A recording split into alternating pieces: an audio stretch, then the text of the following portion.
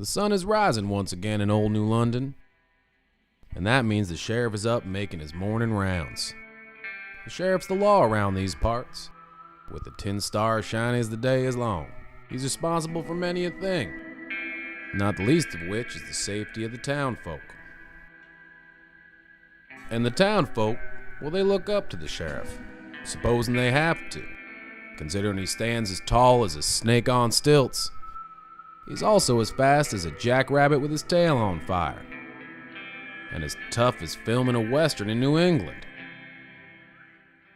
It's early yet, but the sheriff spies something. A snake oil salesman's abandoned wagon full of wares. Suspicious, but not a crime, and the sheriff moseys on. Rising at dawn leaves the sheriff tired. He's tired of some of these metaphors. Yet he always has a stern eye for the troublemakers and a kind eye for the ladies. Sheriff thought he'd drop in for a trim and a shave. Then he remembered something his pappy told him. You should never ask a barber if you need a haircut. And plus, they was closed. This is his town. All of it. Part of his rounds, he makes sure that the abandoned silver mine is secure. Folk frequently break in looking for silver, which they won't find, seeing as it was a coal mine owned by one Samuel Silver. In the center of town is a natural spring. Settlers named it Flat Rock Falls. The natives called it Whaley Taily. The duties of a sheriff are akin to waste management, because part of being a good sheriff is taking out the trash. And sometimes that means literally. Get it? Literally? Anyway.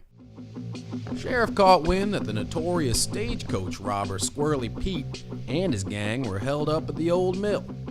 He decides to sneak up on him, seeing as how Squirrely Pete's as slippery as a pig in a butter factory, or a soap factory, or whatever you have on hand that makes a pig slippery.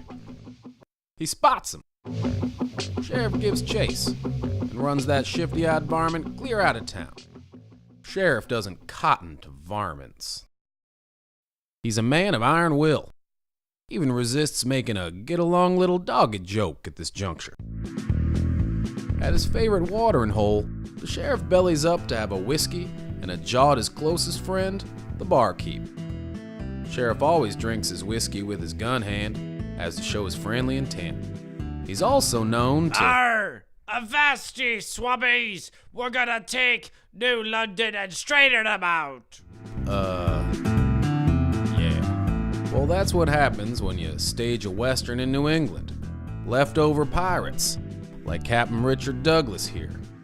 The barkeep informs Sheriff that the only man rough enough to tangle with him has been looking for him, the Topeka Kid. Point of fact, the Topeka Kid ain't even from Topeka, but the native kid just doesn't have the right ring to it. The two gunslingers square off, quite evenly matched, almost like they're the same man. They stare each other down, because everyone knows that in a gunfight it's paramount that one maintains eye contact at all times. Someone should have told the flies that.